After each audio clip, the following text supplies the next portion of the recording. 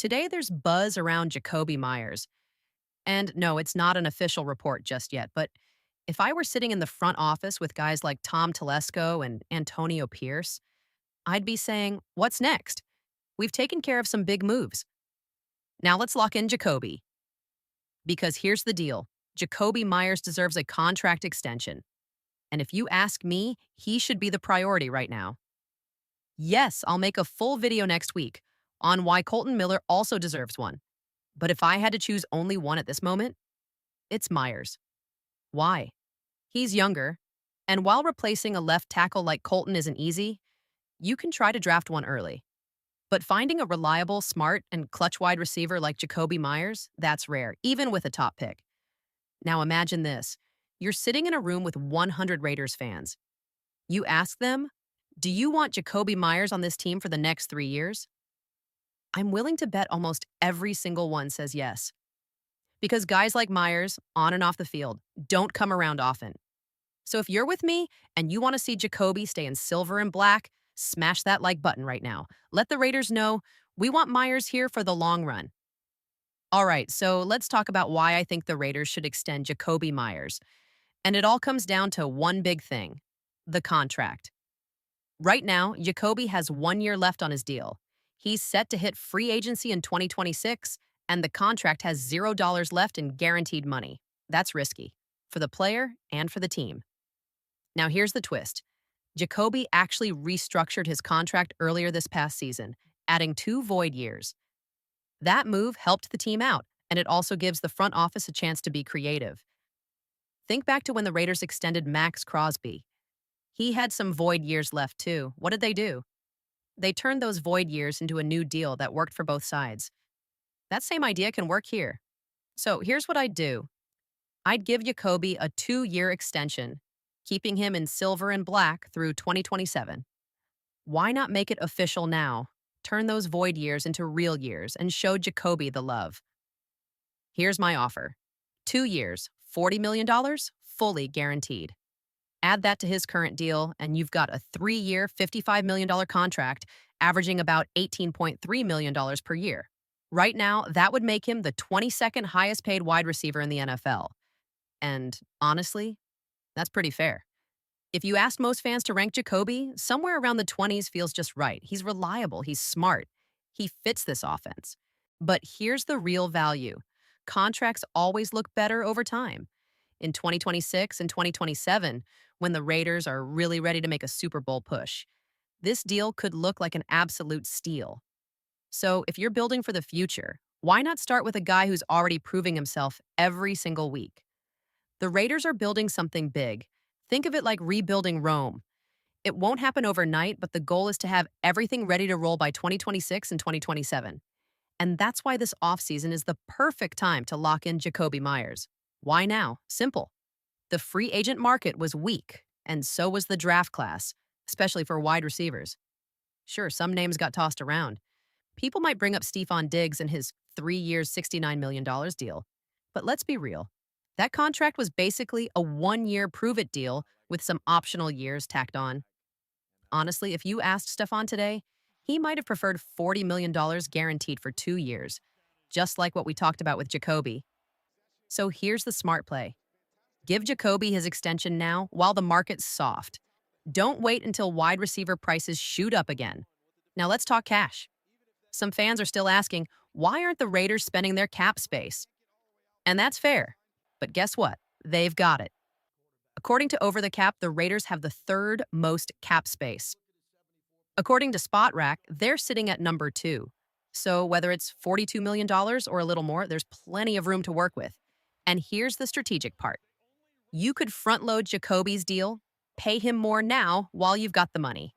Then, in 2026 and 2027, his cap hit goes down, giving you more flexibility to sign other star players when it's time to chase a Super Bowl. But money aside, let's not forget the real reason this extension matters. Jacoby Myers is a true WR2, and having that kind of steady, reliable target on your roster is exactly what a young offense needs to thrive. I've got a lot of respect for Jacoby Myers, not just as a player, but for what he represents. But let's be honest here, he's probably not your true WR1. At best, he's a WR1B, a really solid number two option. Even the Raiders know that. Earlier this offseason, the team made it clear they're still searching for a legit number one receiver. And that doesn't mean Jacoby's not good. We all know he's talented. He's dependable. But he's not that elite alpha wideout you build an offense around. Still, his production speaks volumes. 87 catches, over 1,000 yards, 4 touchdowns last season. And that's not just a one off, he's been that guy consistently on some bad Patriots teams and honestly some shaky Raiders teams too. Now imagine giving him a solid QB, say Geno Smith, or even working under someone like Chip Kelly instead of the carousel of coordinators he's had. Luke Getsy, Mick Lombardi, guys who didn't always use him the right way. And here's a moment that stood out from our live show. Josh Jacobs, who's had no problem throwing shade at the Raiders since heading to Green Bay, actually praised Jacoby. He called him one of the most underrated players in the NFL. Coming from Jacobs, that says a lot. And honestly, I couldn't agree more. Jacoby doesn't get the respect he deserves. Just look at the numbers again. 2023, 71 catches, 807 yards. 2022, stronger numbers, even more consistency. And depending on your source, 0 drops last season. When a guy performs at that level year after year through all the coaching changes and QB chaos, that's a guy you reward. So here's the question I'm leaving for you today. It's the pinned comment. Will the Raiders extend Jacoby Myers this offseason? Let me know what you think below. So let me know in the comments. Do you want the Raiders to extend Jacoby Myers? If yes, type extend below. If not, maybe you're thinking, let him play out the season, take his $15 million, and test free agency next year. That's fair too, but for me, I'm team extend, no question. I've said it before, I'd offer him a 2-year, $40 million extension, adding to his current deal. That gives you 3 years, $55 million total, and I'd be all in on that. Now, here's another big reason why I think this deal makes a lot of sense. Jacoby Myers is a perfect fit with Geno Smith. You've heard people talk about guys like Tyler Lockett or Keenan Allen being nice options for the Raiders. Sure, great players. But Jacoby, he already fits that mold, and he's already in the building. Let's connect the dots. If you've given Geno Smith a 2-year deal, you want to pair him with the right weapon. Myers should be that guy. Check this out. Warren Sharp says Geno has been the most accurate quarterback in the NFL over the last 3 seasons. And Jacoby Myers, he was the only receiver in the league last season with over 100 targets and 0 drops. Now, some stat sites say he had 1 drop.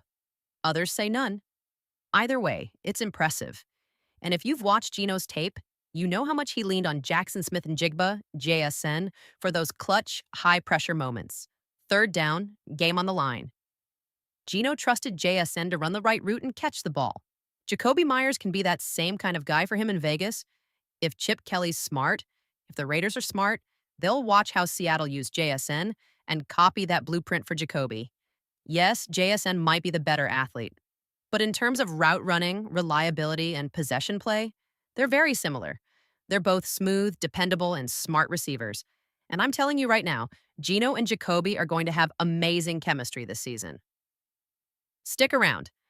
I've got one more reason coming up next. It's time for the Raiders to build a real culture. And that's exactly what they're trying to do. That's also what Jacoby Myers brings to the table. Think about the wide receiver position in today's NFL. One word comes up a lot: diva. Let's be honest. There are a lot of diva receivers out there, but Jacoby Myers, he's not one of them. He's known across the league, especially from his time in New England, as one of the hardest working players in the NFL. Now look at the Raiders. This team's been through so many changes: GMs, head coaches, coordinators, quarterbacks, you name it. But when you've got a player who sticks around and keeps delivering no matter who's in charge, that's usually because he's the type of person everyone wants around. And that's Jacoby. Let's be real for a second. Devontae Adams?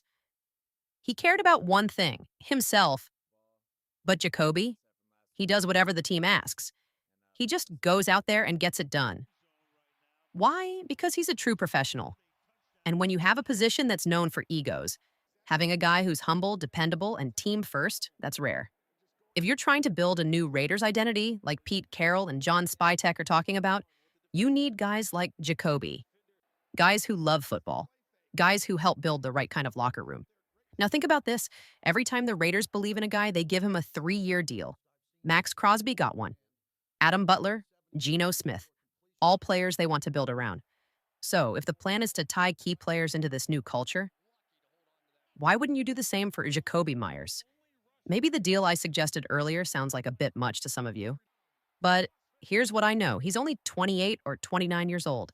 If you extend him now, you're locking in a player who's going to be rock solid for the next 3 years, as long as he stays healthy. What he gives you on and off the field, it's everything you'd want from a true Raider. In fact, he's the total opposite of Devontae Adams. All right, coming up next, let's dive into the latest Raiders news you need to know. Some of this just broke yesterday, and I'll be honest, I've been a little under the weather, so thanks for being patient with me. Man, I don't even know what hit me yesterday. Felt awful. Chills, body aches. It was rough. Speaking of chills, though, let's talk about a monster. Yahya Black. Just picturing this guy in silver and black gives me chills. He's one of the largest human beings in the entire NFL draft. Some sites list him at 6 feet 5 inches, others say 6 feet 6 inches. And he's close to 340 to 350 pounds. Massive. And I mean massive. He's got a 7-foot wingspan, and his hands? Huge. When he hits someone in the chest, you can hear it. Right now, Yahya is mainly a space eater. But with the right coaching, there's serious upside. You can't teach size like that. He's a pure run stopper, though. Offers almost nothing in the passing game. But for the Raiders, I know they're looking for extra nose tackles, especially on day 3 of the draft. Yahya Black could be their guy. Now, another name that came up, Ethan Garbers. He had a local visit with the Raiders. I reached out to my usual sources, and I can't confirm if it was a top 30 visit or not, but it happened. No, Garbers isn't going to fight for a starting job, but he could be a UDFA, undrafted free agent. Someone you bring in to compete, maybe with Carter Bradley, for a practice squad quarterback spot. And you know what?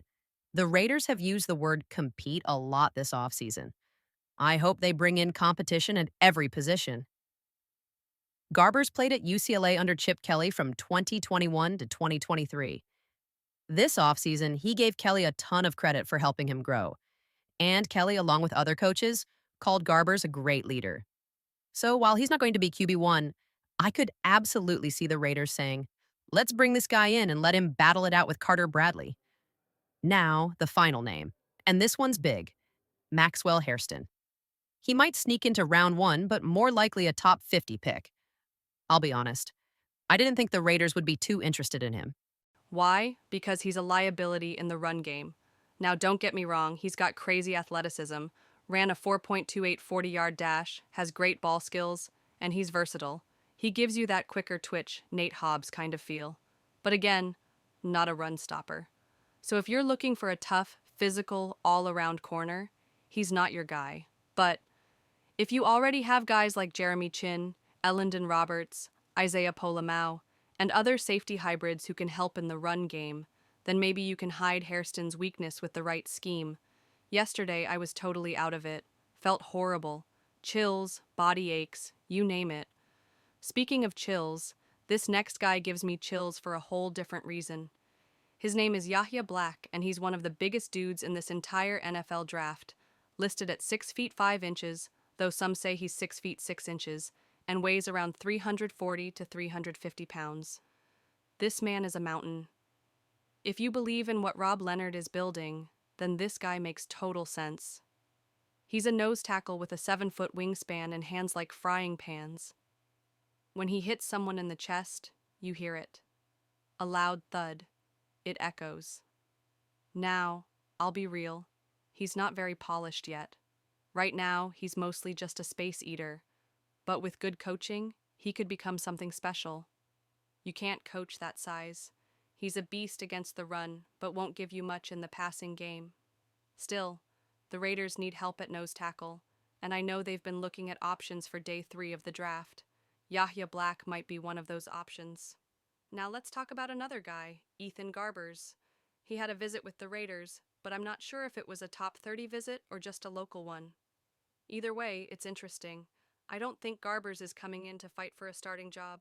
More likely, he'd be an undrafted free agent, UDFA, who competes with Carter Bradley for a spot on the practice squad.